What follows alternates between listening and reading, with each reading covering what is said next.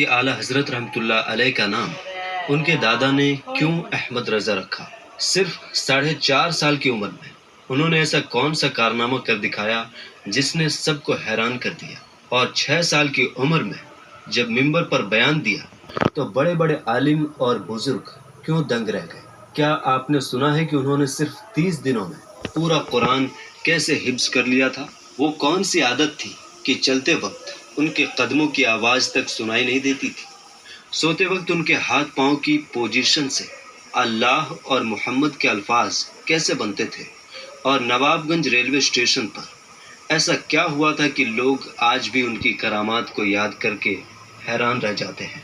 اپنی وفات سے 4 مہینے پہلے انہوں نے کون سی آیت سے اپنے انتقال کا سال نکال دیا تھا؟ کیا آپ جانتے ہیں بچپن میں ہی انہوں نے ایک مولوی صاحب کے قرآن پڑھنے کی غلطی پکڑ لی تھی، اور ان کے استاد کیوں کہتے تھے کہ احمد میاں تم آدمی ہو یا جن؟ صرف 13 سال 10 مہینے کی عمر میں انہوں نے وہ کام کر دکھایا جو بڑے بڑے عالم بھی نہیں کر پاتے۔ اور سب سے اہم، کیا آپ جانتے ہیں کہ اعلیٰ حضرت نے اپنی زندگی میں کتنی کتابیں اور رسالے لکھے تھے؟ دوستو، ان باتوں کو ہم بہت ہی آسان طریقے سے آج کی اس ویڈیو میں جانیں گے۔ آپ سے ریکویسٹ کرتے ہیں کہ آخر تک ضرور دیکھیے گا۔ تو چلیے شروع کرتے ہیں۔ دوستو، اعلیٰ حضرت امام احمد رضا خان فاضل بریلوی رحمۃ اللہ علیہ، جن کو لوگ بہت بڑے عالم، سنت کو زندہ کرنے والے اور بدعملی کو ختم کرنے والے مانتے ہیں، ان کی پیدائش بریلی شریف کے محلہ جسولی میں ہوئی۔ یہ خوشیوں والا دن 10 شوال 1272 ہجری شنیوار کے دن ظہر کے وقت تاریخ 14 جون 1856 کو تھا۔ ان کی پیدائش کے سال کے حساب سے ان کا نام المختار رکھا گیا۔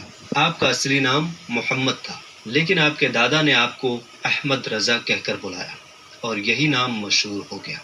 عام طور پر ہر زمانے کے بچے 7-8 سال تک کسی بات کو گہرائی سے نہیں سمجھ پاتے، لیکن اعلیٰ حضرت رحمۃ اللہ علیہ کا بچپن بہت خاص تھا۔ بچپن میں ہی ان کی سمجھداری اور یادداشت کا یہ حال تھا کہ صرف 4.5 سال کی چھوٹی سی عمر میں انہوں نے پورا قرآن شریف دیکھ کر پڑھنا سیکھ لیا۔ 6 سال کے تھے تو ربیع الاول کے مبارک مہینے میں ممبر پر بیٹھ کر میلاد النبی صلی اللہ تعالی علیہ وآلہ وسلم کے ٹاپک پر بہت بڑے مجمع میں بیان دیا، جسے سن کر بڑے بڑے عالم اور بزرگ بھی ان کی تعریف کرنے لگے۔ اسی عمر میں انہوں نے بغداد شریف کی دشا پہچان لی، اور پھر زندگی بھر غوث اعظم رحمۃ اللہ علیہ کے اس مبارک شہر کی طرف کبھی پاؤں نہیں پھیلائے۔ نماز سے انہیں بے حد محبت